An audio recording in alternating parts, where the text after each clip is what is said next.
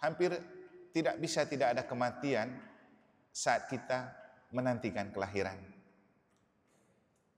Karena kelahiran dan kematian itu seperti dua sisi mata uang yang tidak bisa dipisahkan. Ketika kita lahir pasti ada mati. Dan kematian itu ada kalau ada kelahiran. Nah, persoalannya siapa di antara kita yang meminta untuk dilahirkan di dunia? Mungkin sepintas kita berpikir ini kan selera dan keinginan orang tua.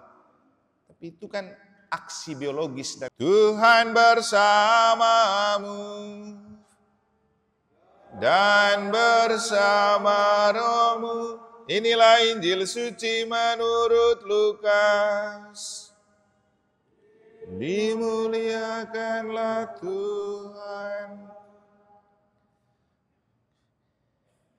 Dalam bulan yang ke-6, Allah mengutus malaikat Gabriel ke sebuah kota di Galilea bernama Nazaret kepada seorang perawan yang bertunangan dengan seorang bernama Yusuf dari keluarga Daud. Nama perawan itu Maria.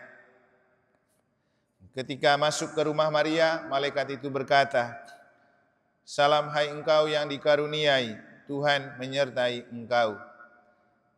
Kata malaikat itu kepadanya, "Jangan takut hai Maria, sebab engkau beroleh kasih karunia di hadapan Allah. Sesungguhnya engkau akan mengandung dan melahirkan seorang anak laki-laki, dan hendaklah engkau menamai dia Yesus. Ia akan menjadi besar dan disebut Anak Allah yang Maha Tinggi, dan Tuhan Allah akan mengaruniakan kepadanya tahta Daud bapa leluhurnya. Ia akan menjadi raja atas kaum keturunan Yakub sampai selama-lamanya, dan kerajaannya tidak akan berkesudahan." Kata Maria kepada malaikat itu, "Bagaimana hal itu mungkin terjadi karena aku belum bersuami?" Jawab malaikat itu kepadanya, "Roh Kudus akan turun atasmu, dan kuasa Allah yang Maha Tinggi akan menaungi engkau. Sebab itu anak yang kau lahirkan itu akan disebut kudus Anak Allah. Dan sesungguhnya Elisabet sanakmu itu, ia pun sedang mengandung seorang anak laki-laki pada hari tuanya. Dan inilah bulan yang ke-6 bagi dia yang dikatakan mandul itu. Sebab bagi Allah tidak ada yang mustahil." Maka kata Maria, "Sesungguhnya aku ini hamba Tuhan, terjadilah padaku menurut perkataanmu." Lalu malaikat itu meninggalkan Maria. Demikianlah sabda Tuhan. Terpujilah Kristus. Tuhan akan datang, Dia sendirilah Raja kemuliaan. Itulah referen Mazmur yang telah kita dengar dan telah kita ungkapkan, juga yang kita maknai untuk memaknai kematian atau pengantaran kembali ke pangkuan Allah, Oma Tresia Pau Carvalho. Bapak, Ibu, Saudara-saudari, frater, adik-adik dan anak-anak sekalian yang saya kasih dalam Tuhan, masa Adventus mengandung arti penantian jangka pendek dan penantian jangka panjang. Penantian jangka pendek seperti yang saya sudah katakan untuk kita menyambut Natal, peristiwa kelahiran kembali Yesus. Jangka panjang itu menyambut kedatangan Tuhan yang menjemput kita untuk kita dikembalikan ke keabadian, hidup kekal bersama Bapa. Dan referen Mazmur telah mengingatkan kita dengan sangat baik. Tuhan akan datang, Dia sendirilah Raja kemuliaan. Untuk kita yang masih hidup, Tuhan akan datang dan kita nantikan lagi sepekan lagi. Untuk Oma Carvalho, Tuhan sudah datang untuk menjemput dia, dan Tuhan adalah Raja kemuliaan yang memuliakan dia juga untuk dibawa ke surga.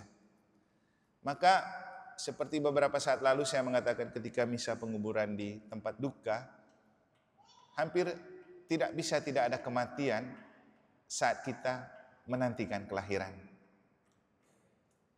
Karena kelahiran dan kematian itu seperti dua sisi mata uang yang tidak bisa dipisahkan. Ketika kita lahir pasti ada mati. Dan kematian itu ada kalau ada kelahiran. Nah, persoalannya siapa di antara kita yang meminta untuk dilahirkan di dunia? Mungkin sepintas kita berpikir ini kan selera dan keinginan orang tua. Tapi itu kan aksi biologis dan fisik. Sejatinya hidup itu anugerah Tuhan. Karena biar orang tua berjuang bagaimanapun, kalau Tuhan tidak mau supaya manusia hidup, tidak bisa terjadi juga kan.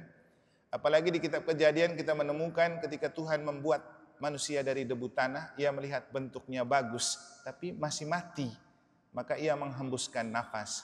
Nah Bapak Ibu, selalu saya guyonin begini kepada para orang tua. Kamu kalau buat anak, bernafas enggak? Pasti bernafas kan? Ngos-ngosan lagi ya. Artinya, itulah hidup yang sesungguhnya, nafas. Bukan soal aksi biologis dan fisik, tapi nafas. Nafas itu anugerah Tuhan. Maka tidak ada manusia yang tidak diciptakan oleh Tuhan. Semua diciptakan oleh Tuhan dan dianugerahkan oleh Tuhan. Maka menyadari hidup sebagai anugerah Tuhan itu penting, karena kita tidak tahu kapan Tuhan akan cabut lagi nafas itu dari kehidupan kita. Itu yang kita tidak tahu. Ada yang cuman sekejap saja di rahim ibu lalu mati. Ada yang sampai 9 bulan hidup di rahim ibu. Begitu lahir, ada yang hidup, ada yang langsung mati. Tapi itu semua kan rahasia Tuhan. Kita tidak tahu. Ada yang hidupnya cuman 10 tahun, 20 tahun, 30 tahun, 50 tahun. Dan Oma ini rekor dia ya. Berapa ini? 92, coba bayangkan. 92. Tadi kami ada rekoleksi pengakuan dosa dan pengurapan minyak untuk para orang tua. Saya sih membayangkan begini, saya juga nanti akan tua seperti ini dan akan mengalami kondisi dan perasaan seperti mereka. Makanya saya merasa bersyukur bisa melayani mereka di usia tua, karena saya tahu usia tua itu usia penuh kesepian. Apalagi hidup di zaman anak-anak kejar karier, banyak kesibukan. Seberapa banyak kita punya waktu untuk menemani orang tua yang mewariskan kehidupan kepada kita. Banyak yang terlantar dan kesepian. Tapi yang mencoba saya juga begini, untung mereka sampai setua ini. Apakah saya juga bisa setua ini? Kalau kita ini hidup di zaman yang instan, makanan instan, hidup instan, makanan instan, penyakit juga instan. Terlalu mudah kita diserang penyakit kan? Maklum setiap hari makanan FC, yang penyakit dan menimbulkan penyakit. Orang tua dulu kan jagung, padi, sayur, sehingga usia sampai 92 ini karena alamiah hidupnya. Kita yang hidup dengan dibalut dengan kemajuan itu juga kematian itu cepat. Dan sekarang justru di zaman canggih seperti ini banyak stuntingnya. Manusia kerdil kan, kurang gizi. Katanya kurang gizi. Saya di situ ada tulisan gentle. Gentle itu gerakan orang tua asuh atas stunting. Gentle. Yang paling gentle sebenarnya itu kesadaran bahwa hidup itu anugerah Tuhan. Mengenai kondisi hidup kita yang instan, kita tidak tahu kapan kita mati. Begitu kita mati, kita sudah siap. Itu yang pesan. Jadi saya rasa anak-anak saya sudah sangat siap, sudah 22 tahun. Apalagi kalau sudah tua, saya tadi kasih pesan mereka ke orang tua. Kalau sudah tua, jangan banyak berpikir tentang anak. Jangan terlalu kebaperan dengan anak. Biarkan mereka berjuang. Yang penting sudah dilahirkan, sudah sukses, sudah dewasa. Selanjutnya, bahagiakan diri dengan investasi bahagia diri. Jadi dengar sabda Tuhan, baca kitab suci, dan banyak doa. Jangan berpikir dengan stres. Terus ada yang bilang sudah tidak bisa baca kitab suci lagi. Saya sekarang sudah baca pustakaan, buka itu, jangan hanya isi tabel saja dipakai. Buka itu, biarkan orang itu dengar sabda Tuhan. Jangan hanya untuk jadi online saja dipakai. Jangan hanya untuk TikTok saja dipakai. Pakai untuk dengar sabda Tuhan. Masih banyak orang tua yang rindu dan mereka sedang mempersiapkan itu. Karena kita semua orang tua, tapi yang kita tidak tahu, kita bisa sampai ke mana. Mungkin besok-besok akan mati. Hari ini, saya sengaja mengambil bacaan dari masa Adventus harian untuk mengingatkan kita. Izinkan berbicara tentang kelahiran. Kelahiran Yesus dan kelahiran Yohanes Pembaptis. Karena kita bicara kelahiran, satu hal yang tidak bisa kita lupakan, ibu. Makanya waktu data TVRI kemarin ada satu pertanyaan yang berkata-kata, kenapa gereja Katolik sangat dekat dengan Bunda Maria dan kelahiran Yesus dekat dengan Bunda Maria, sama anak-anak durhaka yang tidak ingat ibunya kalau dia sudah lahir. Makanya jadi orang Katolik dan orang gereja bergerak merayakan Natal, percaya Yesus lupa Bunda Maria itu perawat itu. Anak mana yang tidak lahir dari seorang ibu kecuali bangsa. Jadi kenapa kita sangat dekat? Kan tidak ada kelahiran tanpa ibu. Hanya kalau ada ibu, ada kelahiran. Yesus lahir kalau ada ibu, Bunda Maria. Dalam Quran, Allah. Jadi kita bersyukur ya kita umat yang berpindah Bunda Maria. Karena kelahiran Yesus menjadi sangat dekat dengan kita. Kalau ada ibunya, ada Bunda Maria. Makanya kemarin saya bilang terakhir, patung Bunda Maria itu dalam satu benar. Ada Muslim. Ini kepentingan kita. Biarkan dia selalu ada bersama kita dalam perayaan. Itulah kenapa pada patung Bunda Maria tidak percaya. Pasti sebenarnya kalau tidak pernah berpikir begitu. Tapi kan tujuan Maria datang untuk mengajarkan hal-hal sederhana dan praktis seperti itu untuk kita maknai dalam iman. Nah, kita hari ini mendengar Injil tentang kelahiran, tapi juga kita merayakan kematian. Selalu saya bilang, Katolik itu istimewa apa? Karena kematian itu bukan kesepian, tapi perayaan. Ini kan perayaan istimewa kematian. Kenapa? Mati itu mulia. Mati itu bukan kemenangan. Walaupun dalam kacamata manusia itu kemenangan, kita memuliakan Bunda Maria. Ada Ekaristi. Supaya dimuliakan. Dikembalikan kepada Allah. Dan Ekaristi itu adalah perjalanan surga yang ada di dunia. Maka kalau mau mengembalikan orang ke surga dalam perjalanan abadi, pakai perjalanan di dunia dengan Ekaristi. Makanya saya bilang, bersyukur kalau menjadi orang Katolik. Mati itu merayakan Ekaristi. Tapi belum bersyukur lagi, kenapa? tidak ada Ekaristi, Kalau tidak ada iman, kita bersyukur dirayakan dikasih iman tunggal. jadi kita bersyukur kalau untuk mengantar kita kembali ke surga. coba Menggunakan gereja Katolik, kalau tidak dirayakan bisa, tidak benar. bagaimana rasanya. Nah, Ini kan kelahiran kematian begini. Ada satu orang filsuf di Prancis namanya Gabriel Marcel. Dia itu waktu kecil mampu sangat kecil sekali. Tapi setelah dia dewasa, dia selalu merenungkan kehadiran mamanya yang dia tidak bisa bayangkan kalau meninggal waktu kecil.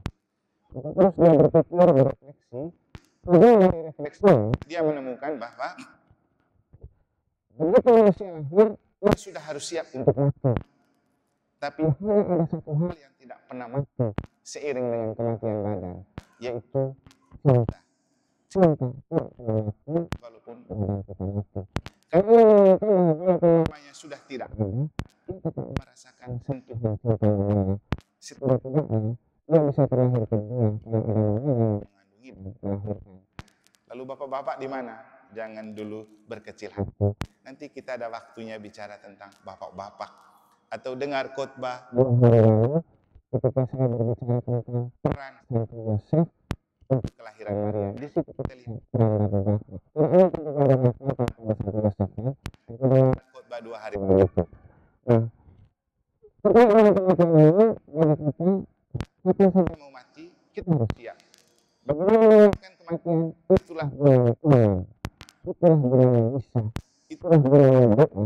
Kita investasi kematian dengan cara ikut misa. Nah, tetapi kalau kita sudah ikut misa, kita bersatu dengan Kristus, Kristus ada di dalam kita ada dalam Kristus kita dengar sabda Tuhan, setiap mendengar dalam diri kita dijiwai sama semua mau kita capek semangat belajar. Kenapa? Kita sudah menyatu dengan Kristus. Dan Santo Paulus pernah bilang apa tentang Kristus? Jika aku hidup dengan Kristus. Jika aku mati dengan Kristus. Dan hidup aku mati, saya tetaplah milik Kristus. Dan kalau betul dari milik Kristus, miliklah Kristus dengan misa terutama. Kalau dalam misa kita menerima sabda Tuhan, dalam misa kita kita menerima tubuh dan dan darah Kristus yang kita terima. Allah telah menikmati semuanya itu, telah menikmati sabda Allah, telah menikmati Jadi telah menikmati sakramen. dia sudah pura-pura yang suci pada saat Di minggu kita misa bersama uskup.